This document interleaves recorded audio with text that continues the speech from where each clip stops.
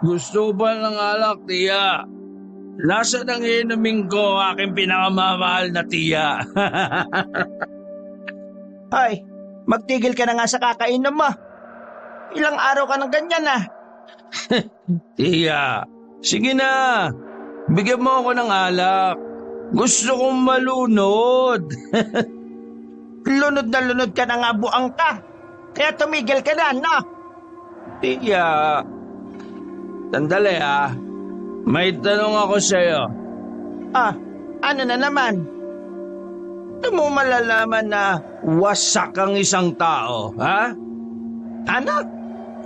Kapag ang puso niya hindi na tumitibok para lumigaya. Alam mo kung ano yung ligaya? Ano bang pinagsasabi mo? Gaya. Yan yung pangalan ng kambing ni Mang Kepweng. Si Ligaya. Ay naku, Diyos ko, nakakaawa ka. Para ka nang nababaliw. Baliw sa kanya, tiya. Baliw na baliw sa kanya. Paano niya ako nagawang ipagpalit sa iba? Ha? Bakit? Eh paano hindi ka iiwan ni Ariela? Eh wala ka namang ginagawa sa buhay mo. Hindi ka naman nagtatrabaho. Hindi ka rin naman nakapagtapos ng pag-aaral. Sinong babae magkaka-interes na sa mga kahabang buhay? Grabe ka naman magsalita, tiya. Gwapo naman ako ah. Walang kwenta yung kagwapuhan mo kung wala ka namang pangarap sa buhay. Siya ang pangarap ko sa buhay, tiya. Hindi pa ba sapat yun? Ay, ewan ko sa'yo. Puro ka na kalokohan. Hindi ko na kaya, tiya eh. Palagi ko siyang naiisip kahit na anong gawin ko. Paano mawawala ang sakit na dulot niya? Paano ko siya makakalimutan, tiya? Eh, kailangan mo nang umusad. Isang buwang wala na kayo. Ah, Tiya, pwede po ba akong tulungan? ano? Anong gagawin ko para gumaan lang ang pakiramdam mo? Tiya, pwede mo bang alisin ang utak ko? Nang sa ganun eh, tuluyan ko na siyang makakalimutan. Sira ulo ka talaga, no? Kahit kailan. Puro ka na lang bakalokohan. Pinagpapalo ng matandang si Lita ang pamangkin ng hawak-hawak nitong libro. Puro salaglang naman ang nagawa ng lalaking si Brando. Sa araw-araw na ginawa ng Diyos, palagi na lang kasing wala sa sarili ang binata. Palaging lasing at hindi makausap ng maayos. Lahat ng iyon ay nangyayari dahil sa biglaang pang-iiwan sa kanya ng dating nobya na si Ariela. Buong akala kasi ng binata, si Ariela na ang kanyang makakasama habang buhay. Nagtrabaho siya ng nagtrabaho. Lahat ng sinasahod niya ay binibigay niya sa babae. Sinusunod niya ang luho ni Ariela na tipong wala nang natitira sa kanya. Kaya naman halos gumuho na ang kanyang mundo nang bigla itong umalis at naghanap ng iba. Mula noon, mas pinili na lamang ni Brando na maglasing nang sa ganon kahit na papaano ay nakakalimutan niya ang babae. Kung bakit ba kasi sa akin ka pa iniwan ng mga magulang mo? Ang sakit mo sa ulo. Tumayo ang binata at pipikit-pikit pa ang mga matang humarap sa kanyang tiyahin. Kumapit ito sa lamesa para hindi tuluyang bumagsak. Ibig bang sabihin, napapagod ka na sa akin? Iwan mo na rin ako, kagaya ng mga tao sa paligid ko. Kagaya ni Ariela. Inotel, paano naman kita iiwan kung wala namang ibang mag-aasikaso sa'yo? Anong tingin mo sa akin? Masamang tao? Kahit na masakit ka sa ulo, hindi kita kayang pabayaan. At saka isa pa nangako ko sa mga magulang mo na ako ang tatayo mong magulang hanggang sa makalaya na sila. Kaya ikaw, Brando, umayos ka naman. Ayusin mo ang buhay mo. Dahil nahihirapan din akong makita na ganyan. Para hindi mo ako nakikitang nahirapan, tiya. Ganito ang gawin mo. Pikit ka. Ha? Tuluyan ang bumagsak ang binata sa sobrang kalasingan. Hinigayon ni Manang Lita sa kanilang katre. Agad namang humilik ang binata. Napapailing na lamang si Manang Lita habang pinagmamasdan ng sabog na itsura ng kanyang pamangkin. Kinagabihan, nagising si Brando dahil sa ingay na naririnig niya sa labas ng kanilang bahay. Nangingibabaw ang boses ng kanyang tiyahin. Medyo nasa katinoan na siya noong mga oras na yon dahil sa haba ng kanyang tinulog. Sapat na para maalala na numero 1 tsismosa pala si Manang Lita sa kanilang lugar. Nakahawak pa sa ulo ang binata nang pilitin itong tumayo. Napatukot siya sa lamesa nang makaramdam ng kaunting hilo. Ang bira naman. Hapon na, tsismisan pa rin ang inaatupag. Buti naman, gising ka na. Uy, wisit ka. Ginulat mo ko. Ngayon lang kita nakita ulit na medyo matino ah. Nawala na ba tama ng alak sa utak mo? Nahihilo pa nga rin ako eh. Luto ka nga ng may sabaw. Hoy, wag mo ko tusan ha. Pagod ako kakabantay sa bakery natin. Ikaw, kailan ka titino para masamaan mo na rin ako sa bakery? Bakit ba kasi hindi na lang kayo humanap ng magbabantay? Maghanap na talaga ako. Nauumay na ako kaharap yung mga tinapay araw-araw eh. Ikaw, wala ka bang balak? Negosyo ng mga magkulang mo yun, di ba? Hindi ka ba natatakot na baka balang araw ang kinin ko yung bakery na yon? Sa itsura mo, mas mukha ka pang ikaw ang inaagawan kaysa nang aangkin eh. Sabay na napalingon na magpinsan sa labas. Kita nila si Manang Lita na laban sa pakikipagpalitan ng mga nalalamang tsismis. Ano na naman ba pinag-uusapan nila? Aga-aga ang iingay. Umayos ng pagkakaupo si Randy at pinatong pa ang 2 paa sa dulong bahagi ng katre. Narinig ko kanina, may manananggal daw na namataan sa sagingan eh. Ha? Manananggal? Totoo ba yan? Bakit ako tinatanong mo? Doon ka kina mama magtanong.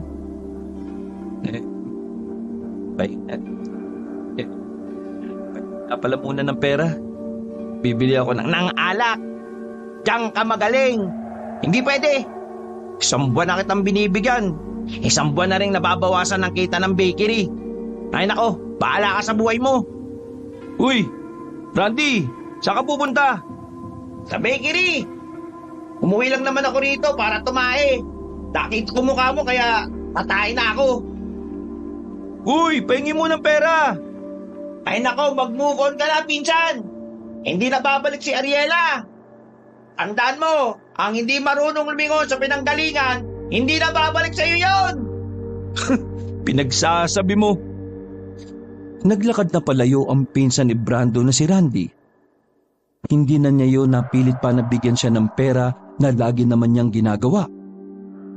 Iiling-iling na uminom na lamang ng tubig ang binatang si Brando. Kinalkal niya ang kanyang bag pero puro barya na lang ang natira doon. Lumabas siya ng kanilang bahay. Nagbabaka sakali siya na may madaanan na nagiinuman ng mga kakilala. Wala na siyang pakialam kung anong alak pa ang nasa lamesa. Ang mahalaga lang sa kanya ay maramdaman niya ulit ang espiritu ng alak sa kanyang katawan. Napatigil siya sa paglalakad nang makita ang babaeng si Ariela na nakatayo sa kanto. Nabighan siya sa kagandahan ng dating nobya. Lalapitan niya sana yon para kausapin pero napatigil siya nang makitang may lumapit na lalaki sa dalaga. Ari. Nakahawak pa siya sa kanyang dibdib. Biglang nanikip ang kanyang dibdib. Uy, aray, sakit. Hapdi, pighati, dalamhati, ouch, akirot at wasak. Uy, para kang tanga. Ano bang ginagawa mo sa likuran ko? Akala ko ba papunta ka sa bakery? Papunta? Di ba dito yung daan? Ang daan patungo sa napakasakit na tanawin. Hoy, tumigil ka, sasapakin ko yung mukha mo. Siyang asar pa ha? Tayong pinsan lang. Magtino ka kasi. Maging matino kang tao. Sigurado ko, kapag nakita ni Ariela na matino ka na, manghihinayang yan. O sige na, alis na ako. Kakausapin ko pa yung mga harina sa bakery. Akala ko, ako lang yung siraulo. Ito rin pala. Naglakad ng palayo ang pinsan niyang si Randy. Pagtingin niya mula kay Ariela, ay nakita niyang sumakay na yon sa motor kasama ang lalaki. May halong sakit pa rin siyang nararamdaman noong mga sandaling yon. Kaya naman, nilibot niya ang kanilang lugar. Naganap siya ng mga nag-iinuman. Sa dulong parte ng kanilang baryo, natanaw niya ang grupo ng mga tatay na hindi naman niya kilala. Dali-dali siyang lumapit sa mga yon. Hindi na siya nagdalawang isip na kapala ng kanyang muka. Pwede ba akong makiinom? Iniwan kasi ako ng babaeng mahal ko eh. Masakit ang puso ko. Pwede ba? Hindi nagsalita ang mga tatay. Tumango lang ang mga yon. Agad namang tinungga ng lalaki ang isang baso. Wala nang pakialam si Brando kung ang mga taong kainuman niya ay kilalang adik sa kanilang baryo. Ang mahalaga na lamang sa kanya ay malasing at pansamantala na namang makalimot. Makalipas lang ang ilang minuto, agad na nakaramdam ng pagkahilo si Brando. Nakakatatlong baso pa lang siya, pero iba ang tama ng alak sa kanya noon. Tawa siya ng tawa kahit wala namang nakakatawa. Kung ano-anong weirdong bagay na rin ang kanyang naiisip. Kung hindi nandutulog ang Diyos, ibig sabihin puyat siya. Nagtawanan ng mga kainuman niya. Kitang-kita ang epekto ng droga na pasimpleng hinalo sa inumin ni Brando. Walang kamalay-malay si Brando na nasa ilalim na pala siya ng pinagbabawal na gamot. Kaya naman, hindi pa man nakakarami ng inom, tumayo na siya para humanap na naman ng kakaibang trip. Oh, paano? Alis na ako Ang hihina niyong uminom eh. Teka, ikaw, bakit mukha kang pasa paningin ko Isa kang talampakan na naganyong tao Na may mga kalyo pa? Tawa lang ng tawa ang mga tatay na naroon. Nang magsimula na ring maglakad si Brando, biglang pumasok sa isipan niya ang manananggal. May kung anong pumasok sa kokote niya na pumunta sa sagingan. Gusto niyang makita ang manananggal. Gusto niyang malaman kung papaano nahahati ang manananggal. Nahati siguro yun ng patagilid. Narating ni Brando ang sagingan. Malakas ang kanyang loob dahil sa karga ng ipinagbabawal na gamot. Kaya naman, kahit madilim ay walang pakialam ang lalaki. Sinusuntok-suntok niya pa ang mga puno ng saging na nadadaanan niya. Pagkatapos ay bigla-bigla na lang tatawa na parang siraulo. Mga ilang sandali lang nakarinig na siya ng boses ng isang babae na parang nahihirapan. Agad niyang hinanap ang boses sa kaisipang yun ng manananggal. Madapa-dapa pa ang lalaki. Tumama ang ulo niya sa katawan ng puno pero parang wala siyang nararamdaman. Gumapang na lamang si Brando.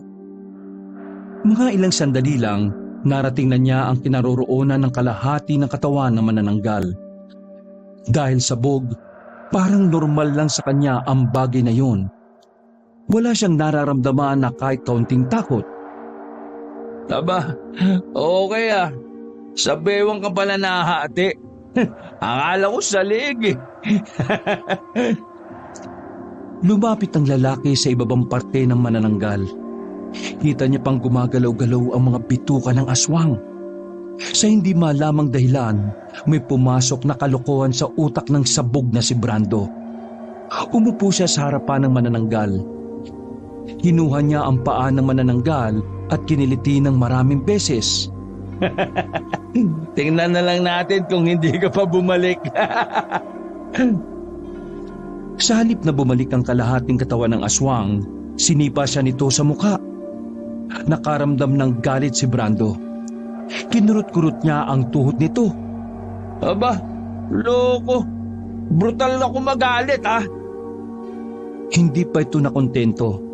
Hinila-hila niya ang buhok sa binti ng manananggal. Ano, ha? Masakit, ha?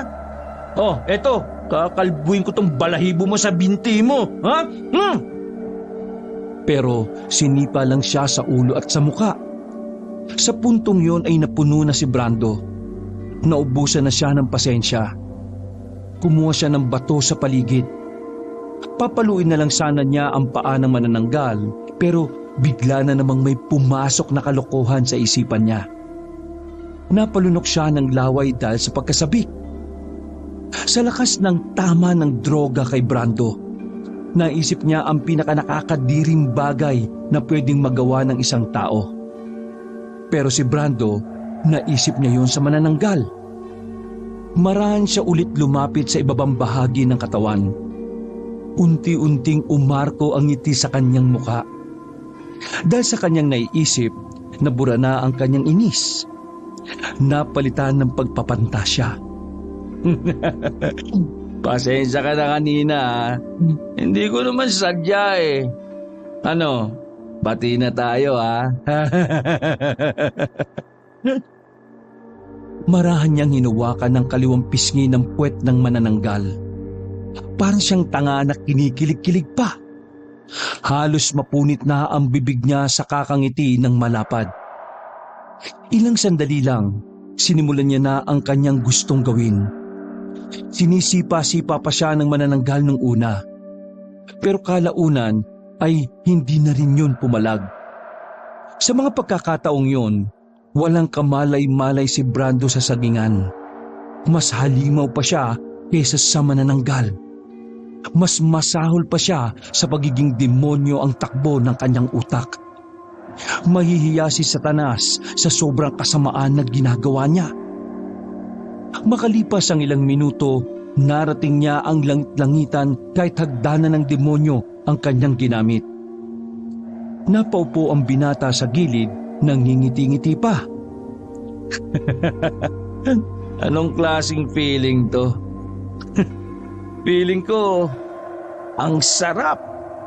Ito ba ang tinatawag nilang heaven of pleasure? Agad na umalis si Brando sa sagingan matapos magawa ang kanyang gusto. Sobrang saya ng lalaki. Tawa siya ng tawa kahit na wala namang matinong dahilan.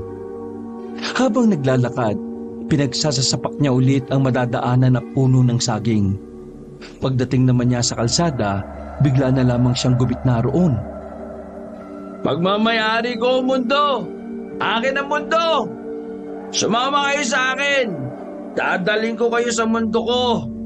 Pero, hindi kasama si Ariela, ha? Charot! Hala, pamangkin ni Lita yan, di ba? Oo nga, baliw na yata yan. Eh bakit nauna yung short niya bago yung brief? Dahil ako, si Super Brando! Natakot ang tatlong ginang at nagmamadali ng maglakad paalis. Walang humpay na tawa lang ang ginawa ni Brando. Maya-maya lang ay umupo na siya sa gilid. Sa sobrang sabog sa droga, hindi lamos niya sa muka ang putik. Humiga siya sa pag-aakalang nakarating na siya sa kanilang bahay. Sobrang haba na naman ang tulog ni Brando. Hindi niya alam kung ano pa ang mga ginawa niyang kalokohan. Wala na siyang maalala. Basta pagkising niya, 3:00 na ng hapon. Hinang-hina ang lalaki. Pinagpapawisan ng malamig. Gutom na gutom siyang bumangon at lumabas ng kwarto niya. Pag-upo niya sa harapan ng lamesa, naroon si Manang Lita at ang pinsan niyang si Randy. May tinapay na nasa gitna ng hapagkainan at isang malaking bote ng soft drinks na kalahati pa lang ang bawas. Seryosong nakatingin sa kanya ang dalawa. Sa mga sandaling yon, bumalik na ang katinoan niya. Ano na naman ba? Bakit ganyan kayo makatingin, ha? Gutom ako. Huwag kayo makulit ha. Wala ka naalala sa mga katarantaduhan na ginawa mo? Ha? Natulog na nga lang ako maghapon eh. May ginawa na naman ako. Gusto mo ba isa-isain ko, Insan? Sige. Bigla kang pumasok sa bakuran nila Aling Pising. Yung mga bagong laban na sinampay nila, pinagkukuha mo. Tapos, nilagay mo sa planggana. Ang sabi mo, lalaban mo ulit. Tapos, yung kanin nila Mang Toto na kaluluto pa lang, gusto mong isangag. Ayun, nakipag-away ka sa kanila. Sa tricycle naman, sabi ng mga driver doon, nagpapatid ka raw sa dulo ng walang hanggan. Tapos, yung manok ni paring Topper, pinalangoy mo sa drum. Si Aling Donita, yung lola ni Arnold, hinamon mo ng tuwan. Sira ulo ka ba? Naka-wheelchair na yun eh. Ha? Ginawa ko lahat yon? O wag ka muna magsalita, meron pa. Ha? Meron pa? Pumunta ka sa barangay. Tinanong mo si Kapitan kung sinong nagpalaki sa kanya. Kasi, sabi mo, bakit hindi siya lumaki? Hindi mo rin pinalampas yung napadaan lang na pilay sa kanto. Inagawan mo na suklay. At higit sa lahat, pinagkalat mo na may nangyari sa inyo ng manananggal. Lahat ng yan ginawa mo sa loob lamang ng isang gabi. Grabe ka! Nakanganga lamang si Brando habang nakikinig sa mga sinasabi ng pinsan. Kahit na anong gawin niyang pag-alaala, hindi niya mabalikan sa isip ang lahat ng sinabi ni Randy. Wala talagang natitirang memorya sa kanya. Maliban na lang noong umupo siya sa inuman ng mga tatay na adik. Grabe. Wala akong maalala eh. Wala kang maalala, buisit ka? Galit na galit ang mga tao sa'yo tapos wala kang maalala? Ponyemas ka talaga. Sumasakit ang ulo ko sa'yo, ha? Puro ka nalang problema. Kung gusto mong sirain ang buhay mo, huwag mo kaming idamay. Dahil kami, gusto naming mabuhay ng maayos. Kung ayaw mo na matinong buhay, may lumayo ka sa amin. Nakakapagod ka na eh. Nagulat si Brando nang tuluyan ng sumabog sa galit si Lita. Nanibago siya roon dahil kilala niyang mahaba ang pasensya nito sa kanya. Sa lahat nga ng kamag-anak niya, para sa kanya, ayun na ang pinakamabait. Pero ibang-iba ang tiyahe niya noon. Kaya naisip niya na baka totoo ngang gumawa na naman siya ng mga katarantaduhan. Nag-walkout ang ginang dala ang soft drink sa tinapay. Naiwan si Randy na nakasandal sa upuan at sa lubong ang kilay na nakaharap sa kanya. Wala talaga akong maalala, Insan eh. May ginawa akong ganun. Tumingin sa kanya ng seryosong lalaking si Randy. Tumitig yun sa mga mata ni Brando. Insan, magsabi ka nga ng totoo. Nagdroga ka ba kagabi? Ha? Sira ulo ka ba? Bakit naman ako? Ha? Napatigil si Brando nang maalala ang mga nakainuman. Sa kanya lang napagtanto na mga adik nga pala ang mga nakasama niya nung gabi. Ano? Umamin ka? Nag-inom ako kagabi dun sa dulo. Saang dulo? Dun sa dulo. Sa mga adik. Sira pala ulo mo eh. Alam mo ng adik yung mga yun. Bakit ka napag-inuman dun? Ay, di ko alam. Basta, palagay ko may hinalo sila sa iniinom ko eh. Hinampas ni Randy ng malakas ang lamesa. Dismayado yun sa kanya. Kulang na nga lang ay sapakin siya nito bigla. Kaya naman pala para kang tanga eh. Kung ano-anong mga ginawa mo. Pero ang mas kumakalat sa baryo ngayon ha, ay yung sinabi mo sa kanila na may nakatali kang manananggal. Putya, sinabi ko talaga yun? Alangan naman ako. Sino bang sabog? Hindi. Wala akong ginawang ganun. Naku, bahala ka nga sa buhay mo. Sa ginawa mo, lalong na turn off sa'yo si Ariela. Alam ba kung anong sabi niya sa'yo? Ha? Ano? Trash! Isa kang trash! Basura! Natahimik si Brando. Kahit isang salita lang yon, sapat na yon para makaramdam na naman siya ng sakit. Sa mga oras na yun, pinagsisisihan niya ang mga ginawa niya. Mas lalo siyang napraning kapag iniisip niya kung ano ang mga mas malalang nagawa niya. Oh, saan ka na naman pupunta? Sa bakery, magsasara muna ako. Penging pagkain. Abay, kumuha ka sa kusina, no? Hindi mo ako utusan para pagsilbihan pa kita. Bumuntong hininga na lamang si Randy at tumingin sa kanya ng seryoso. Kapag hindi mo pa inayos ang buhay mo, iiwan ka na ni Mama. May naalok na trabaho sa kanya sa bayan. Stay in. Kung gusto mong samahan ka pa rito ni Mama, abay, ayusin mo ang buhay mo, ha? Brando, patanda na nanay ko. Mas inaalagaan ka pa niya ngayon kaysa sa akin, eh. Tapos ikaw, binabaliwala mo lang. Ano? Natatawa ka pa. Naiwang tamimi ang binatang si Brando. Hindi na niya nagawa pang sumagot sa pinsan niya. Alam din naman niya kasi na tama ang sinasabi nito. Nainis siya sa sarili. Nagsisisi siya sa mga araw na sinayang niya nang dahil lang sa isang babae. Kahit hinang-hina, pinilit niyang tumayo. Pumunta siya sa kusina at kumuha ng pagkain. Para siyang mabangis na hayop kung kumain. Gutom na gutom siya dahil hindi naman siya kumakain ng tama. Gabi na nang maisipan ni Brando na hanapin ang tiyahin niya sa labas. Gusto niyang humingi ng paumanhin sa mga nagawa niya.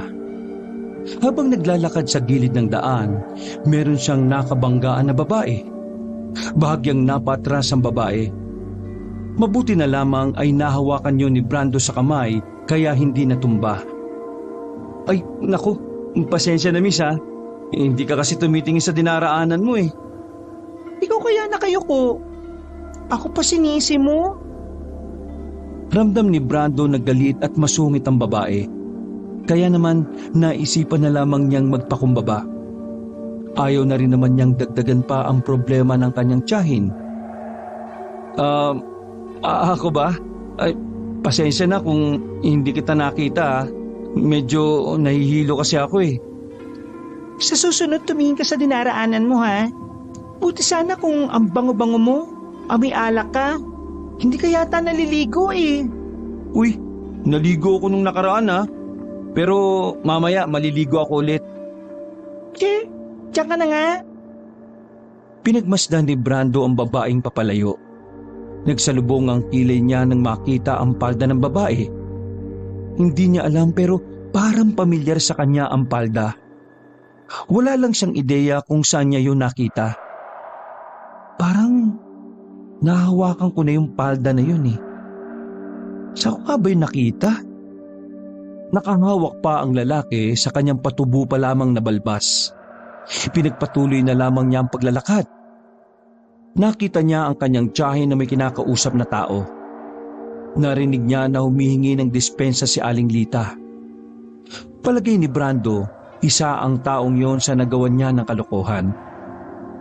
Pagkatapos mag-usap, agad niyang nilapitan ang kanyang tiyahin. Hindi sana siya nito papansinin pero hinarangan niya ang daraanan nito. Wala akong pera dito. Kaya wala akong may bibigay na pambili ng alak mo. Hindi naman ho ako hihingi ng pera, tiya. Gusto ko lang sanang humingi ng paumanhin sa mga naidulot kong kahihiyan sa inyo. Ay, wow! Nilalagnat ka yata. Epekto ba yan ng pagiging sabog mo? Iba talaga ang tama, ha? Tiya naman eh. Seryoso ko. Sorry na, pangako. Magbabagong buhay na ako. Aayusin ko na buhay ko. Hindi na ako magiging gago ng dahil lang sa isang babae. Tiningnan siya ng ginang na parang nagdududa pa sa kanya. Bumuntong hininga na lamang ang ginang. Hindi ka dapat sa akin humingi ng tawad. Doon ka humingi ng tawad sa mga taong ginambal at binwisit mo. Pangako, hingi rin ako ng tawad sa kanila. Pero, tiya, nakikiusap ako. Huwag ka nang umalis. Magpapakatino na ho ako. Umalis? Baliw ka na naman ba? Bakit ako aalis? Di ba may nag-aalok na trabaho na stay-in sa inyo sa bayan? Sira ulo! Wala! Saan mo naman narinig yan? Napakamot sa ulo si Brando nang maalala na naisa na naman siya ni Randy. Ganun pa man, Panatag na ang kanyang kalooban na hindi mawawala sa tabi niya ang tiyahin. Brando, matanda na ako ha. Gusto ko makita kang maayos at maunlad bago man lang ako mawala sa mundong ito. Kaya sana naman umayos ka na. Bakit? Mamamatay na po ba kayo? May sakit po ba kayo? Buang! Wala! Ang kipot talaga ng utak mo, no? Kakaalak mo yan eh. Sabay silang napalingon sa gilid nang marinig nilang may mga natatarantang tao.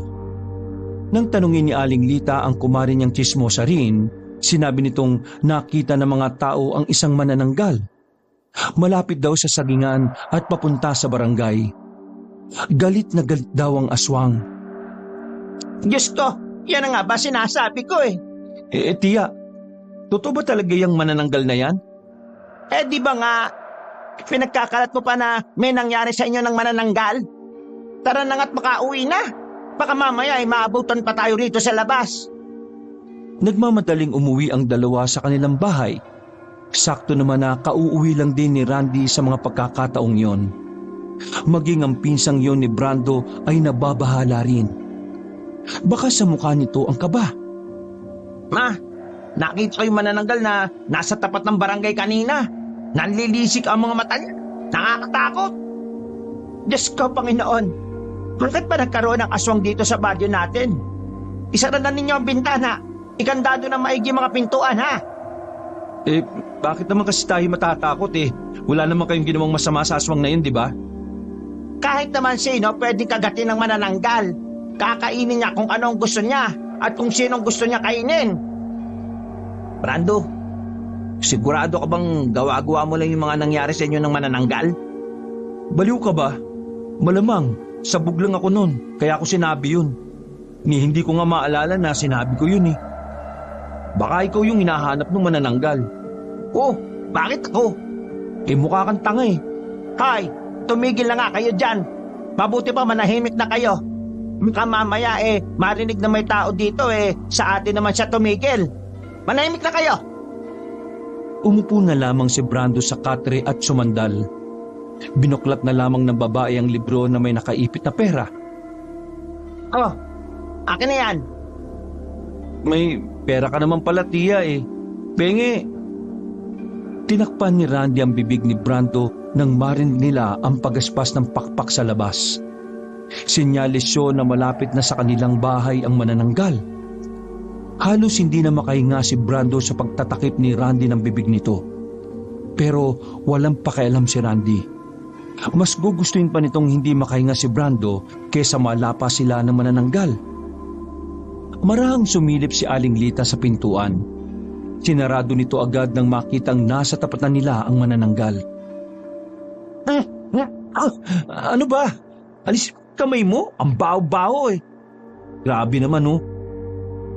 Koy, tarantado ka. Huwag ka maingay. Nanahimik na lamang si Brando. Naramdaman na lamang nila na parang may mabigat na sa kanilang bubungan. Doon na rin nila naririnig ang malalakas na pagaspas ng pakpak. Hindi gumagalaw ang tatlo. Wala silang ginagawa na maaaring makalikha ng ingay. Huminga ng malalim ang mag-ina. Habang si Brando naman ay napapakamot na lang sa ulo habang nakikisama sa dalawa. Makalipas ang halos 10 minuto, naramdaman nilang umalis na rin ang aswang. Parang nabunutan ng tinik sa lalamunan ng mag-inang Randy at Lita. Nakahawak pa sa dibdib ang ginang. Habang si Randy naman ay dali-daling lumaklak ng tubig sa sobrang kaba. Tumayo si Brando at kaswal na lumapit sa bintana. Binuksan niya yun at sumilip sa labas. Wala na. Huwag na kayo matakot. Ikaw, bakit hindi ka natatakot? Kasi tiya, hindi naman talaga nakakatakot ang manananggal eh. Kapag nakita mo ng harapan ng manananggal, baka maihi ka pa sa short mo eh. Oo na. Wala na nga siya eh. Kaya huwag na kayong kabahan. Tara, kumain na tayo para... Walang kakain. Ha? Wala munang kakain. Gusto ko makasiguro na nakaalis na yung manananggal sa baryo natin. Tiya naman, nagugutom na ako eh. Natatakam na tumingin si Brando sa mga pagkain nakahain sa lamesa. Kahit gusto na niyang lantakan ng mga yon, hindi niya magawa dahil nakabantay din naman si Randy. Oh, narinig mo naman, di ba? Wala munang kakain. Grabe, kainis naman. Dito na muna kayo. Pupuntahan ko lang yung mga kumari ko. Titingnan ko kung nasaan na yung manananggal. Lumabas ng bahay si Lita. Padabog namang umupo sa harapan ng lamesa si Brando. Masama ang tingin sa kanya ni Randy na parang hindi galing sa pagkakasindak sa manananggal. Delikado ba talaga yung manananggal na yan? Ngumisi si Randy. Uminom ulit ito ng tubig bago nagsalita. Akala ko rin nung una, wala lang niyang aswang na yan eh. Pero dahil natural na matalino at mapanuri ako, nagbasa-basa ako. Hinampas ng malakas ni Randy ang lamesa na kinagulat naman ni Brando. At malaman ko, kumakain pala sila ng mga laman ng tao. Karne ng tao. Karne mo. Oo. Mapanuri ka tapos yan lang ang nalaman mo? Nagugutom na ako, no? Pwede na ba akong tumikim? Kahit na nag-aan yung tao rin sila. Baka hindi mo alam ha. Nakaharap mo na pala ang aswang eh. Ang manananggal. Ang corny mo naman manakot. Ilang minutong nakipagtitigan si Brando kay Randy bago makabalik ang kanyang tiyahin. Nang sa wakas ay sinabi ng ginang na nakaalis na ang manananggal, nagsimula na rin silang kumain. Habang gising na gising ang buong baryo dahil sa takot na dinulot ng manananggal, tamang higa lang si Brando sa kanyang kwarto habang nagtitinga. Nakatingin lamang siya sa kisame nang biglang may pumasok sa kanyang utak.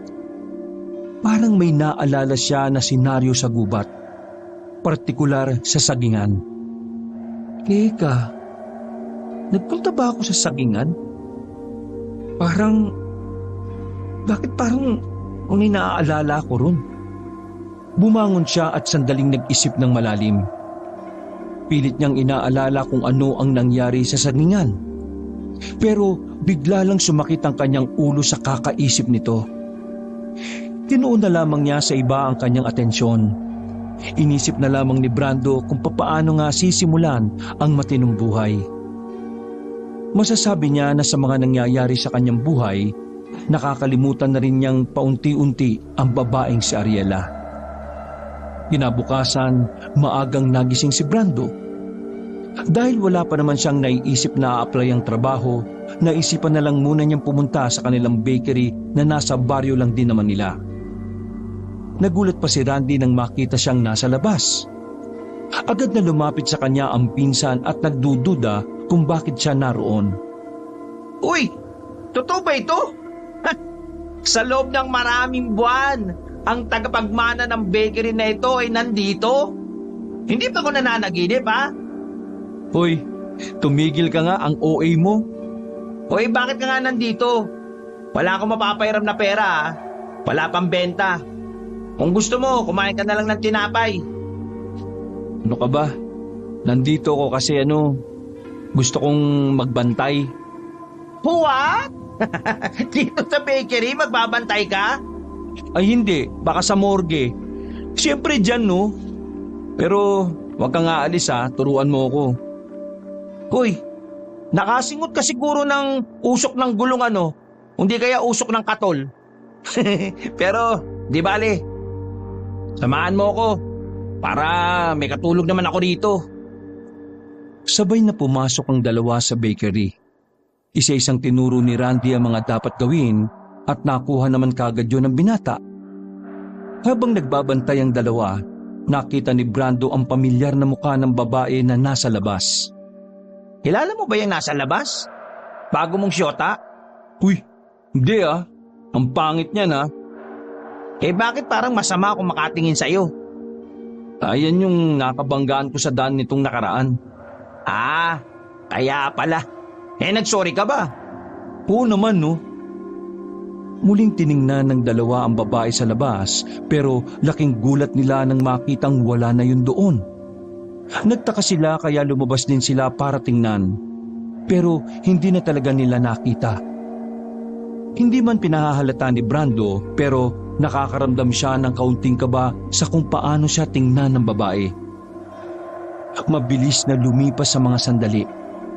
Sumapit na ang kinagabihan. Oras na para isarado ang kanilang bakery. Grabe, nakakapagod pala no? Napagod ka pa nagsusukli ka lang naman. Pagkatapos nilang maisara ang bakery, ay naglakad na rin sila pauwi. Pasipol-sipol pa si Brando habang nakapasok ang kamay sa magkabilang bulsa. Hindi nagtagal ay nakarating na rin sila sa kanilang bahay. Nasa bakuran pa lamang sila ay nakaramdam na ng kakaiba ang magpinsan. Nagkatinginan sila nang mapansin na parabang may ibang tao sa loob ng bahay. Nagmamadali silang pumasok.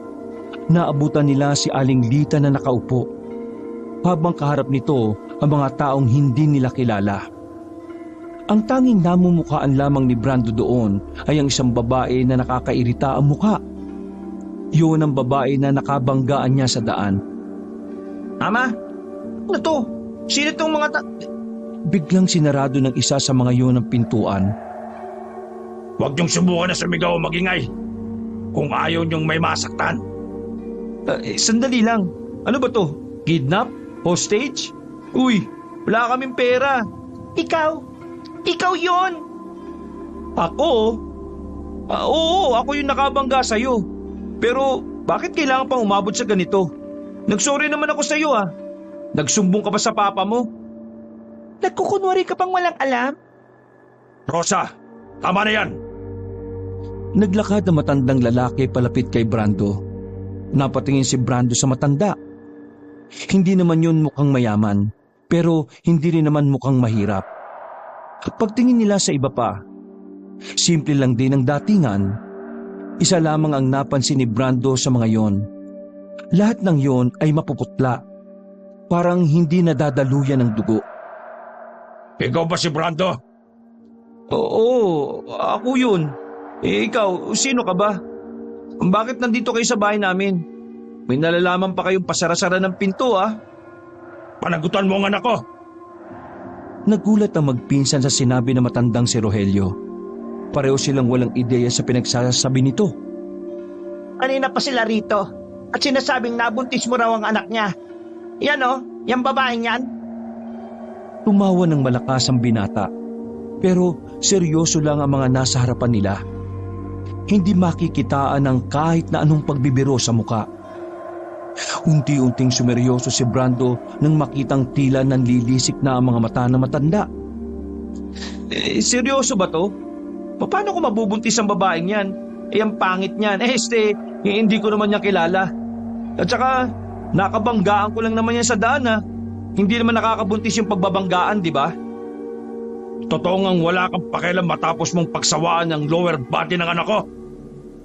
Wait, what? Lower body? Ayun. Ewan ko rito. Mawalang galang na Pero sino ho ba kayo? Hindi sino, kundi ano. Ano pala kayo? Munti ka nang matumba si Brando nang makitang nagbagong anyo ng mga yon. Namula ang mga mata nito at nangitim ang mga labi.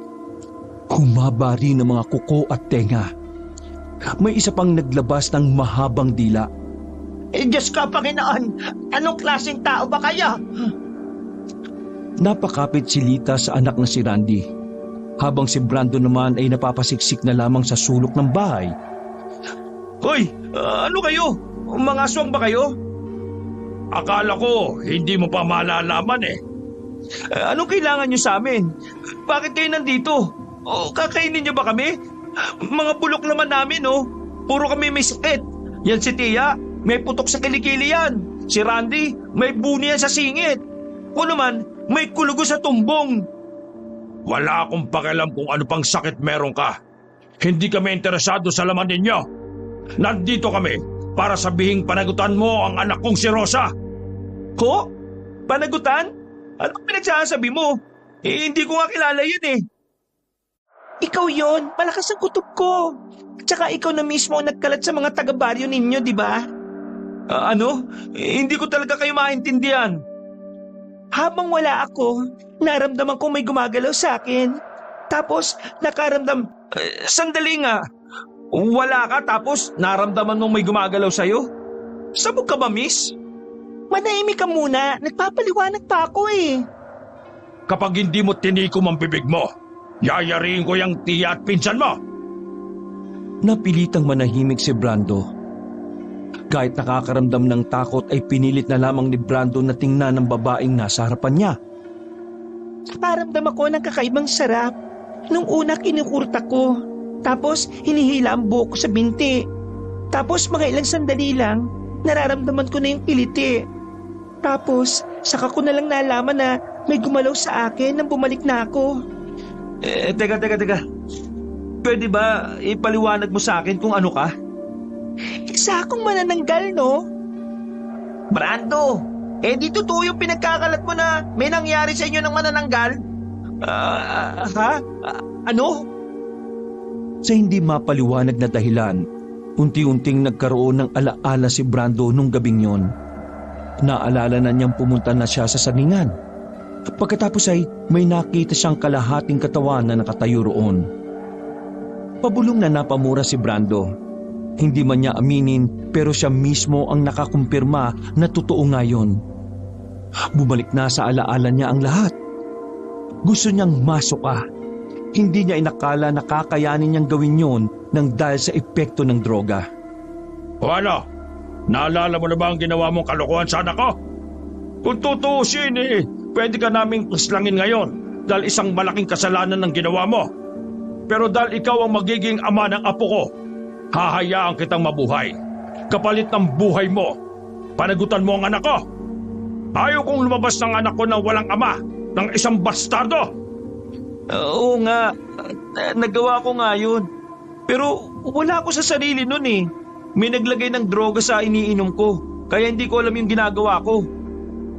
Ang tingin ko sa kalahati niya katawan isang buo. Kaya ano pa man ang dahilan mo, pinuntis mo pa rin ang anak ko. Diyos ko ka naman, Brando. Sa dami ng bubuntisin, manananggal pa talaga. Nginoon ko naman, Diyos ko naman, no? Panugutan mo ko. Palit nun, hindi namin sasaktan ang pamilya mo. Kung tatakas ka sa responsibilidad ng anak natin, mapipilitan kaming paslangin tong dalawang to. Maswerte ka pa nga Dahil kami yung tipo ng mga aswang na nakukuha pa sa pakiusapan. Dahil kung ibang aswang ang ginawan mo ng katarantaduhan, siguradong wala ka na ngayon. Pati ang tiya at pinsan mo. Brando, pananggutan mo yan. Mamamatay kami kapag tumakas ka. Yak kasi, pabaya ka sa buhay mo Oo na, tama na. Pabaya na ako sa buhay ko. Wala akong silbi. Wala akong trabaho. Kaya wala akong karapatan na maging ama. Hindi ko kayang buhayin yan. Kaya huwag niyo na akong wala ka nang iintindihin dahil kami ang magtutustos sa apo ko. Gagampanan mo na lang ang gabay ng isang ama. Kaya wala kang may dadahilan sa amin para hindi panagutan si Rosa. Rosa, anak, tingnan mo ang mukhang ito Di ba, ganito kagwapo ang mga gusto mo? Ayan na, magiging ama ito ng anak mo. Uy, hindi ko pananagutan yan Ayaw kong maging ama ng isang aswang. Huwag mo akong subukan! Papaslangin ko ang dalawang yan kapag hindi ka pumayag. Bigla na lamang pinahaba ni Rogelio ang kuko nito at hinila si Aling Lita. Tinutok nito ang matalas na kuko sa liig ng ginang. Brando naman! Makakaya mo bang mamatay si Mama dahil sa'yo, Ay naku, ona! Pananagutan ko na! Binaba ni Rogelio ang kuko nito at pinitiwan muli si Lita. Agad namang gumilid ang ginang at muling yumakip sa anak. At ikaw pa talaga ang may kondisyon? Pumapayag na nga ako Isa lang naman ang hiling ko, na sana pumayag ka rin. O sige, anong hiling mo? Huminga ng malalim si Brando. Tiningnan niya ang babaeng si Rosa. Sa mukha pa lang ng babae, masasabi niya na agad na yun ang mukha na ayaw niyang makita araw-araw. Para kay Brando, pangit sa paningin niya ang babae dahil kamukha nito ang pangalawang veteranang tsismosa sa lugar nila. Sige, pananagutan ko siya. Pero yung lower body lang. Ginagago mo ba ako, ha? Wala namang mali sa sinabi ko Yung lower body lang ang pananagutan ko Kasi yun lang naman ang nakatali ko nung gabing yun eh. Kapag pati ang upper body pinanagutan ko, di magiging kabit ang upper body. Sa makatuwid, ang magiging ina lang ng anak ko sa kanya ang lower body. Yun lang naman ang nakatali ko nung gabi. Wala naman yung upper body. Tanga ka ba? Iisa lang sila. Nahati lang sa dalawa. Anong lower body pinagsasabi mo na magiging ina ng anak mo? Ginagamit mo ba ang utak mo, ha? Upper body ang magdadala ng sanggol. Nauubos na pasensya ko, ha? Hindi ko na kayang kausapin ng sinaulong kagaya mo. Oo na, sige na. Pananagutan ko na yung lower and upper body. Ang ibig ko sabihin, yung buong siya. Nakahinga ng maluwag si Lita at Randy. Buong akala na mag-ina ay katapusan na nila kapag umiral na naman ang katangahan ni Brando. Basta, ipangako nyo lang sa akin ha, na hindi nyo sila sasaktan kahit na kailan. Huwag ka mag-alala. Kasama mo silang titira sa lugar namin. Ha? Total, pumayag ka na. Sasama na kayo sa amin ngayong gabi. Pupunta na tayo sa lugar namin. Huwag kayo mag-alala. May sarili kayong titirhan doon. Kaya mag-impake na kayo. Maghihintay kami sa labas. At kapag tinangka niyong magsumbong sa iba, o kaya tinangka niyong tumakas, may mamamatay sa inyo. Ano? Naintindihan niyo ba? Wala nang nagawa pang tatlo kundi ang tumango na lamang. Batid nilang mapapaikli talaga ang buhay nila kapag may ginawa silang hindi maganda. Mama ka talaga kahit kailan, Brando. Paano na ang bakery? Kumuha tayo ng pagkakataon. Tatakas tayo. Huwag niyo na pong tangkain, Tia. Hindi nila tayo sasantuhin. Visit ka kasi. Puro na lang problema ang dulot mo sa akin. Makailang beses na silang kinatok ng mga aswang sa labas. Nagmamadali na silang nag-impake at saka lumabas na rin ng bahay. Para hindi sila makita ng mga tao, pinili ng mga aswang na dumaan sa liblib na lugar. Magkakadikit lang ang tatlo habang naglalakad sila sa madilim na daan. Hindi pa rin makapaniwala si Brando na darating ang punto na makakasama nila ang mga aswang. Isang malalim na paghinga na lang ang nagawa ng binata. Nagsisisi na siya na kung may babalik lamang niya ang gabing yun, hindi niya gugustuhin makipag-inuman sa mga adik. Halos kalahating oras ang kanilang nilakad. Sa wakas ay natanaw na rin nila ang isang maliit na baryo. Bilang sa daliri ang mga bahay na naroon. Kahit na walang supply ng kuryente, maliwanag sa lugar dahil sa mga malalaking sulo na nasa daan. Double check ko lang ha, mga aswang ba talaga kayo o baka nananaginip lang ako? Ngumisi lang sa kanya ang matandang si Rogelio. Totoong nangyayari ang lahat ng ito, Brando. Hindi ka nasabog, no? Ay naku naman, kainis! Paglapit nila sa maliit na baryo na yon, ay sinalubong sila ng mga naroon. Sa tingin pa lang, alam na ni Brando na aswang ang mga yon. Magginig kayong lahat. Kasama na namin ang ama na magiging apo ko. Isa siyang tao, pero hindi niyo siya pwedeng galawin. Ganon din ang dalawa nitong kasama na tao rin. Ituring niyong sila ay parte ng angkan natin. Dahil sa kauna-unahang pagkakataon, magkakaroon ng dugong tao sa ating lahi. Nagpalakpakan pa ang mga aswang ng naroon, habang si Brando at Randy naman ay napapakapit na lamang kay Aling Lita. Sumunod kayong tatlo sa akin. Dinala sila ni Rogelio sa isang bahay na may kalawakan din ang bakuran nito. Mukhang maayos din ang loob. Nagtataka si Brando kung bakit doon sila titira. Kung tutuusin, dapat ay malupit sa kanila ang mga aswang na naroon dahil di hamak na tao lamang sila. Ganito ba talaga kayo? O baka medyo mabait lang kayo sa amin kasi nabuntis ko yung anak nyo? Napatigil ang matandang lalaki na si Rogelio at tumingin ng seryoso kay Brando. Bakit? Ang tingin mo ba sa lahat ng aswang mababangis? Hindi ko alam. Sa totoo lang, wala naman talaga akong alam sa inyo Kung hindi ako sabog nung gabing yon, hindi ko malalaman na totoo pala mga aswang Hindi na nagsalita pa si Rogelio. Naano na itong pumasok sa loob ng bahay at sumunod na rin ang tatlo. Simple lang ang loob. Bungad ang higaan at maayos naman ito. Dito na kayo maninirahan dahil parte na kayo ng pamilya namin. Diyos ko, bakit naman ganyan? Tradisyon ng mga aswang ang sinusunod natin, hindi tradisyon ng mga tao. Nagpasalamat na lang kayo dahil sa mga aswang nakalmado kayo napunta. Hindi pa kami yung mababangis na iniisip ninyo. Sandali. May pinatatakbo kasi akong bakery. Ano yun? O sige, papayagan kitang makabalik-balik doon. Pero sa oras na magsumbong ka sa iba tungkol sa aming mga aswang na narito, tigok ang nanay mo. Lumangon na lamang si Randy. Pinangako na lang nito sa sarili na kahit na anong mangyari, wala siyang pagsasabihan. Lumabas na ang pinunong aswang na si Rogelio. Nang masiguro na mag-ina na wala na yon, agad nilang nilapitan si Brando. Pinagkukukurot ni Aling Lita ang binata. Pinagbababatukan naman ni Randy yon. Aray, ano ba? Bakit pa kayo nananakit? At hindi mo pa talaga alam kung bakit ang sarap-sarap mong saktan ngayon?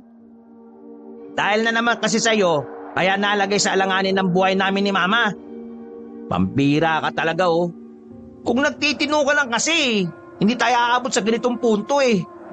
Wala ka sanang tinirang manananggal sa sagingan. Oo na. Kasalanan ko na. Hindi nyo naman kailangang ulit-ulitin kasi hindi ko naman kinakalimutan eh. Patawarin nyo na ako kung pati kayo nadamay.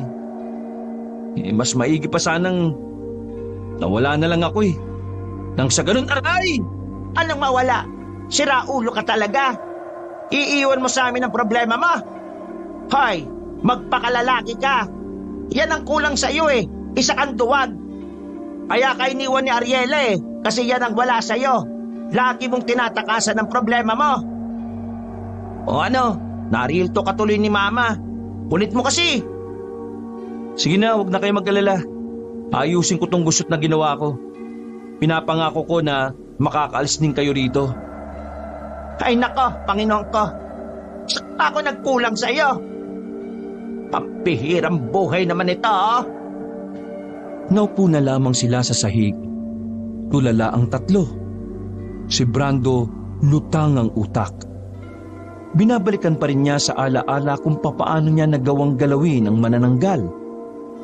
Doon niya napatunayan na mas demonyo pa sa demonyo ang drogang natira niya. Mga ilang sandali lang may kumatok na sa kanila. Si Brando na ang nagkusang nagbukas ng pinto. Bumungad sa kanya si Rosa na kasama ang iba pang aswang. May mga dala silang mga kaldero ng ulam at kanin, pati na rin plato at tubig. Pinabibigay sa inyo ni Ama. Kumain na daw kayo. Hindi kami kakain ng pagkain na galing sa mga aswang. Baka mamaya niyan maging aswang pa kami kagaya nyo. Tumingin ng seryoso ang babae sa kanya at umirap pa ito. Iritang-irita talaga si Brando sa babae. Bukod sa napapangitan siya rito, hindi rin gusto ni Brando na nag-iinarte yon. Hindi kami nangyayanggaw. Ang pagkain ng mga tao ay pagkain din namin. Pero may kaunting pagkakaiba lang sa lasa. Kung ayaw niyong kumain, wala namang problema. Hindi naman kami magugutom eh. Hayaan niyo na lang na mamatay kayo sa gutom dahil sa pagdududa. Padabog na lumabas ng bahay nila ang dalagang si Rosa. Pag-alis ng mga yon ay kaagad silang lumapit sa lamesa. Pagbukas nila ng kaldero, umalingasaw ang mabangong singaw ng tinola. Hinalo-halo pa ni Lita ang laman nito at napagtanto na manok yon. Baka mamaya karne ng tao yan eh. Diba Randy? Sabi mo, nakain sila ng karne ng tao? Binatukan ni Lita ang binatang si Brando kaya nanahimik ito kaagad. May ba ang tao? Tingnan mo oh. Manok yan. Ma, safe bang kainin yan?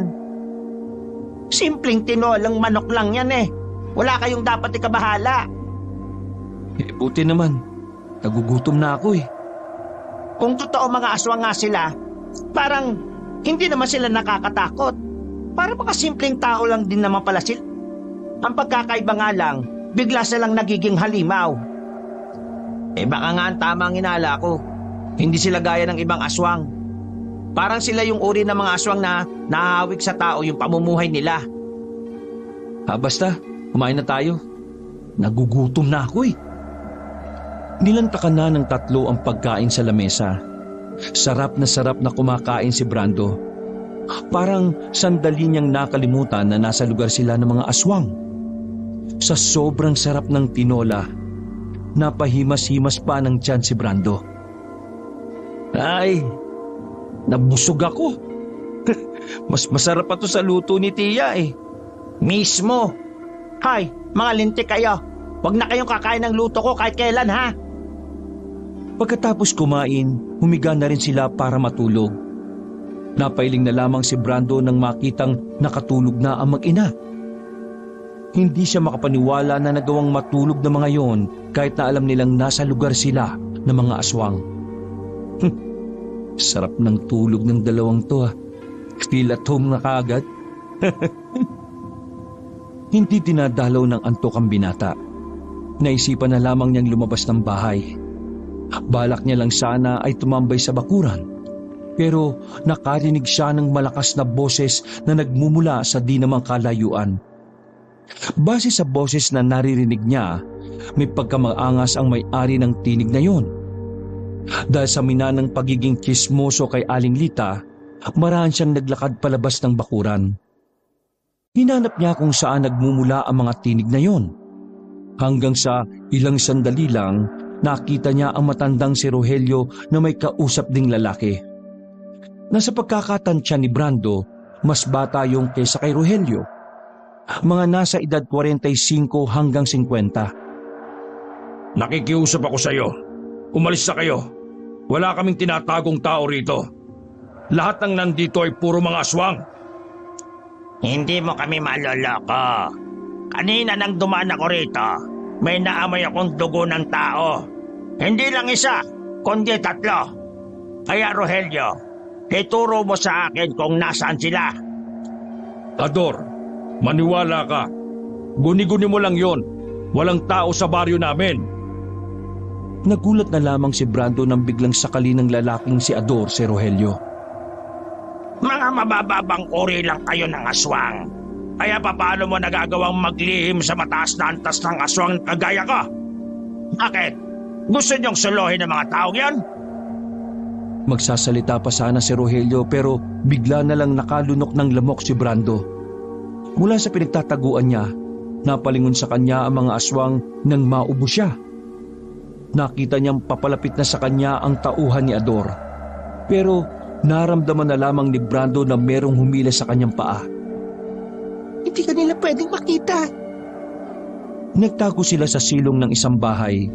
Tinakpan ni Rosa ang bibig ni Brando para hindi na yon makalikha ng ingay.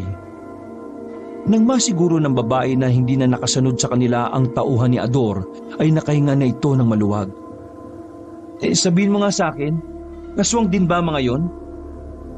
Mababangis aswang sila. Palagi nilang binubuli ang mga aswang dito. Kasi alam nilang hindi naman kami kagaya nila na mababangis at malalakas. Di totoo pala na mabubuting aswang kayo? Hindi ko masasabi. Kasi ang paniniwala ng mga tao, wala namang aswang na mabuti. Ang masasabi ko lang, sinusubukan naming mamuhay ng kagaya ng sa inyo. Nang sa ganon, maintindihan namin kung papaano maging tao. Ganun ba? Pero bakit nila kami hinahanap? Kakainin ba nila kami? Oo, kumakain sila ng karni ng tao. Kaya sa oras na malaman nila na nandito kayo, mapapahama kayo at ang buong angkan ninyo. Pero buti na lang kinain niyo yung tinola. O bakit? Pagiging aswang na ba kami? Hindi, dahil sa tinola, hindi na nila maamoy ang dugo ninyo bilang tao. Ha? Basta, hindi nila kayo pwedeng makita. Isa pa, hindi ka rin pwedeng mamatay. Ikaw ang magiging ama nitong dinadala ko, no? Matanong ko lang huwag ka sana magagalit. Di ba sabi mo nabuntis kita? Paano pala yun? Kapag lumaki na ang tiyan mo, tapos nahati ka sa gitna, di malalaglag yung bata. Kapag buntis ang manananggal, hindi na nahahati ang katawan niya. Delikado para sa bata. Literal na malalaglag talaga. Hindi na napigilan ni Brando ang matawa, pero mabuti na lang ay napigilan niya kaagad. Eh, kanina pa tayo rito sa ilalim ng bahay na to. Pwede na ba tayong lumabas? Mamaya na. Hintayin muna nating umalis si Ador.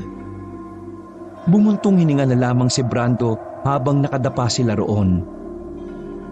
Makalipas ang ilang minuto, naramdaman na rin ng babae na nakalis na si Ador at ang mga kasama nito. Agad naman silang pinuntahan ni Rogelio nang malamang nasa labas pa si Brando. Galit na galit si Rogelio sa binata. Bakit ka ba nasa labas? Paano kung nakita ka ni Ador? Eh di patay ka na sana ngayon. Hindi ka ba talaga nag-iisip? Pasensya na ho. Gusto ko lang ho sanang magpahangin eh. Kaso narinig ko yung boses nung maangas na yon. Kapag namatay ka, mawawala ng ama ang magiging apo ko. Naintindihan mo ba sinasabi ko, ha? Tatangon-tangon na lamang si Brando sa takot na baka bigla na lang siyang saktan ni Rogelio. Sige na, umalik ka na sa bahay niyo. Huwag kang lalabas hanggat hindi ko sinasabi. Paliwanag! Nagmamadaling tumakbo si Brando. Napatid at nadapa pa nga ito pero agad-agad din namang bumabangon. Agad niyang sinarado ang pinto na makarating sa bahay. Mas natakot pa ako sa kanya kumpara dun sa Ador eh. Ay nako, makatulog na nga lang. 1 linggo ang nakalipas. Tila unti-unti nang nasasanay ang tatlo sa pamumuhay ng mga aswang doon. Hindi rin naman kasi nalalayo ang pamumuhay ng normal na tao sa sistemang naroon. May mga tradisyon at kultura nga lang na weirdo ang mga aswang doon. Pero kahit na papaano ay nagagawang pakisamahan nila Brando. Ang tagal naman makabalik ni Randy, tiya. Kaninang umaga pa yun umalis ah. Malamang galing sa bakery. Parang hindi mo naman alam na hapon ang sarado nun. Eh magagabi na eh. Bakit mo pa ba hinihintay si Randy? Pwede ka naman pumunta kay Rosa. Magkakaanak ka na, kailangan mo pa ng kasama.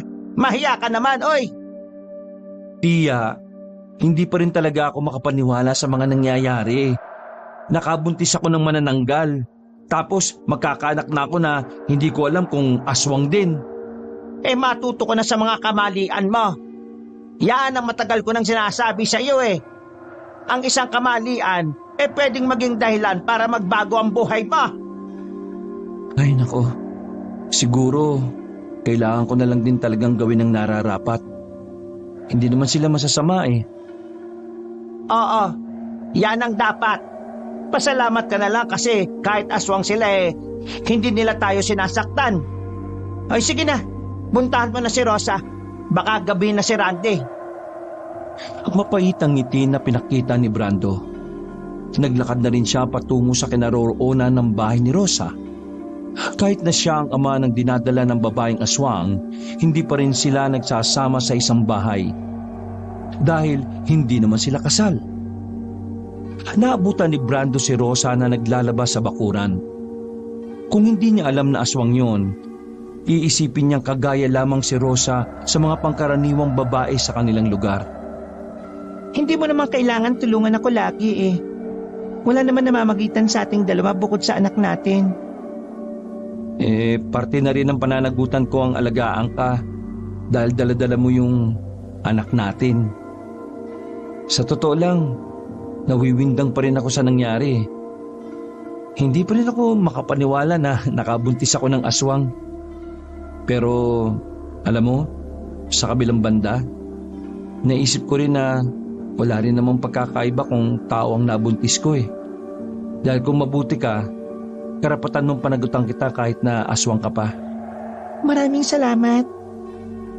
Dinulungan ni Brando ang babae sa paglalaban nito. Madilim na ang paligid na matapos nila yon. Isinasampay na lamang nila yon nang makita sila nila Aling Lita at Randy. Natatarantang tumakbo palapit yon sa kanila. Oh, bakit? Ano ba problema? Pinapunta kami ni Mang Roelio dito kasi yung mababangis daw na aswang alam nang nandito tayo. Ano? Si Ador? Anong gagawin natin? Kakainin daw tayo ng mga yon. Diyos ko naman, Panginoon, gabayan mo kami. Kailangan niyang umalis. Sumama kayo sa akin. Hindi pa man sila nakakaalis, biglang dumating si Rogelio na dumaan pa sa bungat. May dugo na ito sa bandang noo. Sige na, umalis na kayo. Alam na nilang nandito kayo. Rosa, sumama ka sa kanila. Brando, alagaan mo ang anak ko, ha? Bilis ka! Paano kayo? Huwag mo na kaming intindihin. Kami nang bahala para hindi nila kayo mahabol. Tumakbo na paalis ang apat. Pero hindi pa man sila nakakailang hakbang, dumating na ang aswang na si Ador. May hawak-hawak pa yon na ulo ng kapwa-aswang. Napatigil sila ng dahil sa takot. Maging sa gilid din ay may mga aswang na rin nakasama ni Ador. Agad na humarang si Rogelio. Huwag mo silang sasakin. Ako lang naman na nagsinungaling sa iyo, Ador. Walang kinalaman ng mga taong ito. Rogelio. Ang galing mong magpanggap na wala kang tinatago. Pinagmukha mo akong tanga. Akala mo siguro hindi ko malalaman na tinatago mo ang mga taong yan, ano? Nagkakamali ka ng iniisip. Hindi ko sila gustong suluhin. Tinatago ko sila rito dahil nabuntis ng lalaking ito ang anak ko. Yun ang dahilan. Ha! Sinusubukan mong makabuo ng sanggol na kalahating tao at kalahating aswang? Bakit? Gagamitin mong sanggol laban sa amin? Alam mong malakas ang dugo ng tao at aswang, kaya... Sandali lang. Sino ka namang bastos ka? Nagsasalita pa ako, ha?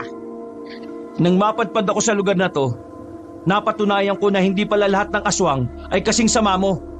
Nalaman ko na meron pa palang aswang na parang kagaya ng tao. Naging basura ang buhay ko dahil sa isang babae. Sinira ko ang buhay ko. Marami akong pinerwisyo. Dahil sa mga maling desisyon ko, nakagawa ko ng kasalanan. Nakabuntis ako ng aswang. Pananagutan ko yon para itama ang pagkakamali ko. Tapos? Ha? Ano? Wala lang. Sinabi ko lang. Rin ko naman ang epal mo. Hindi ka na nga napapansin ng Ador na yan, nagpapansin ka pa. Ador, nakikiusap ako sa iyo. Itigil mo na ito. Hayaan na natin silang makalis kasama ang anak ko. Pasensya ka na, Rogelio. Pero mag-iisang linggo na rin kasi akong hindi nakakakain ng karne ng tao. Kaya kahit na lumuha ka pa ng dugo dyan, hindi mo ako mapipigilan. Nagtalunan na ang mga kasamahan ni Ador. Kaya sa puntong yon, hindi na nagdalawang isip pa si Rogelio. Magpalad tayo! Mula sa likuran ng dalawang bahay na magkatabi, lumabas na ang mga kasamahang aswang nila Rogelio. Nakipagsagupa ang mga yon sa grupo ni Ador. Natulala naman si Brando sa nakikita niya. Hindi niya inakala na masasaksihan niya ang mga aswang na nagkakapatayan. Natauhan lang ito nang hilahin ni Aling Lita ang kanyang patilya. Tumakas na tayo! Nanonood ka pa dyan, ha? Habang nagkakagulo, sinamantala nila ang pagkakataon para makatakas. Dumaan sila sa gilid. Nang makalabas sila ng baryo, pinasok nila ang kagubatan. Teka, saan tayo pupunta? Hindi ko alam. Basta kailangan nating lumayo. Teka, hindi ka ba pwedeng makalipad? Hindi. Kailangan ko mahati bago lumabas ang pakpak ko. Hindi ka naman pwedeng tumakbo. Yung tiyan mo parang 5 buwan na kahit na 1 linggo pa lang. Baka makunang ka. Halika na, bubuhatin na lang kita. Ha? Anong ha? Hotdog? Walang nagawa si Rosa. Binuhat siya ni Brando at tumakbo na sila ulit. Aminado si Brando na mabigat ang babae. Kahit payat yon, para siyang bumubuhat ng 1.5 sako ng bigas. Pero dahil may malasakit siya sa batang nasa sinapupunan ng babaeng aswang, ayaw niyang matagtag ang tiyan nito kakatakbo. Kaya kahit mabigat ay nakakaya niyang tiisin. Sandali lang. Iniigal na si Mama. Sira ulo ka. Bakit mo pa kasi pinatakbo? Binuhat mo na lang din sana. Kaya daw niya. Ayan tuloy. Sandali. Pahinga tayo, sandali. Pwede. Baka may makasunod sa atin. Randy, buhatin mo na lang si Tia. Ang kulit mo naman kasi, May. Pinasan ni Randy ang ginang at tumakbo na silang muli. Pagdating nila sa pusod ng kagubatan, bigla silang napatingin nang makitang nag-aabang na roon si Ador. Maliwanag ang buwan noong mga oras na yon. Kaya naman, kitang-kita nila ang nakakatakot na anyo ng lalaking aswang. Merong itong pakpak na malapad. Bato-bato ang katawan at mahaba ang dila. Binaba na muna ni Brando si Rosa. Ganon din si Aling Lita. Rosa, bakit ganun? Hindi naman nahati ang katawan niya pero bakit siya may pakpak? May mga aswang na pinagkalooban ng pakpak kahit hindi manananggal. Mababangis na aswang ang mga uri nila. Tingnan mo nga naman. Masosolo ko ang 3 tao na ito. Mukhang magandang hapunan ang meron ako ngayon ah. Hindi mo sila magagalaw. Eh anong magagawa mo? Buntis ka, di ba? Gusto mo rin bang kainin ko yung dinadala mo? Buo na ba yan? Hoy, ako harapin mo. Huwag kang pumatol sa babae o sa matanda o sa mamas boy. Ako ang kalabanin mo. At ano naman ang magagawa mo, ha? Ano? Hindi na nakapagsalita pa si Brando nang bigla na lamang tumalon sa harapan niya ang mabangis na aswang. Dinakma siya nito sa liig at iniangat sa ere. Pero napitiwan siya agad nito nang tusukin niya ang mata ni Ador. Bumuelo si Brando at sinuntok niya ng malakas si Ador sa muka. Pero sa kasamaang palad, hindi yung tinabla ng suntok niya. Sa halip, siya pa ang nasaktan. Aray ko! Aray! Muling nahawakan ni Ador ang binata at saka binalibag. Galit na galit yung kay Brando. Kaya naman agad nitong nilapitan ulit ang binata. Nasa aktong kakagatinan nito sa liig si Brando nang biglang dumating si Rogelio. Galing ito sa itaas ng puno. May hawak itong itak na siyang pinangtaga nito sa ulo ni Ador. Napatras yun at saka nagpagewang-gewang. Pagtapusan na ng kasamaan mo, Ador! Hindi mo na kami ulit mapakapakan! Tuluyan ang bumagsak sa lupa ang wala ng buhay na si Ador. Hindi naman makatayo si Brando dahil sa sobrang sakit ng katawan. Pinasa na lamang siya ni Rogelio sa balikat. Nang makabalik na sila sa baryo, patay na ang mga kasamahan ni Ador. Kinaya nilang talunin ang mga yon dahil sa matagal ng strategy na inaral ni Rogelio. Ngayon, ligtas na kayong mananatili rito. Brando, maraming salamat sa pagprotekta sa anak ko at sa apo ko. Walang anuman pero pwede bang ihiga mo muna ako? Sobrang sakit ng katawan ko eh. Natawa na lamang si Rogelio. Maya-maya lang ay dinala na siya sa isang silid. Mula nang matalo nila si Ador, nawala na ang pangamba ng mga aswang na naninirahan doon. Nadagdagan ng moral ng mga ito para magpatuloy sa buhay. Samantala, sa lumipas na 6 na buwan ay tuluyan ng nanganak si Rosa. Kumpara sa tao, mas mabilis manganak ang mga aswang kaya hindi na rin nagtaka pa si Brando. Lalaking sanggol ang isinilang ni Rosa. Kahit na alam ni Brando na may dugong aswang ang batang yon, hindi pa rin nagbago ang tingin niya roon. Para sa kanya, anak niya pa rin yon kahit pa anumang tahakin itong landas kapag lumaki. Tatanggapin niya yon sakaling maging ganap na itong aswang. Ang paglabas ng anak ni Brando sa mundo ang siyang naging hudyat para kay Brando na magtinuna sa buhay. Naganap na siya ng trabaho.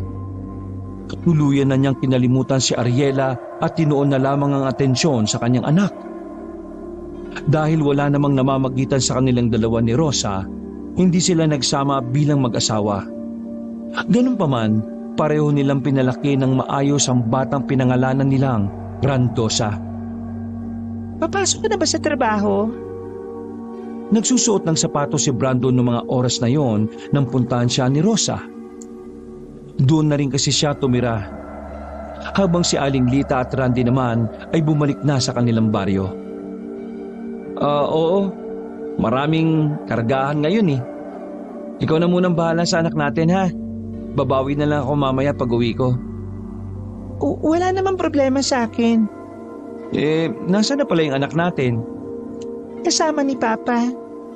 Anong ginagawa? Kumakain ng manok. Napatigil sa pagsisinta si Brando. Kumakain ng manok? Oo, kalma lang. Siyempre pritong manok. Anong akala mo, hilaw? Ay nako, kinabahan ako ron Huwag ka mag-alala. Kagaya ng pamumuhay namin, ganun din ang pamumuhay na kakamulatan ng anak natin. Maraming salamat Huwag ka rin mag-alala. Magmula mamayang gabi, magiging ganap na pamilya na tayo. Ha? Manliligaw ako. No? Ay, teka lang Bumalik ka rito. Napapangiti na lamang si Brando habang naglalakad na paalis.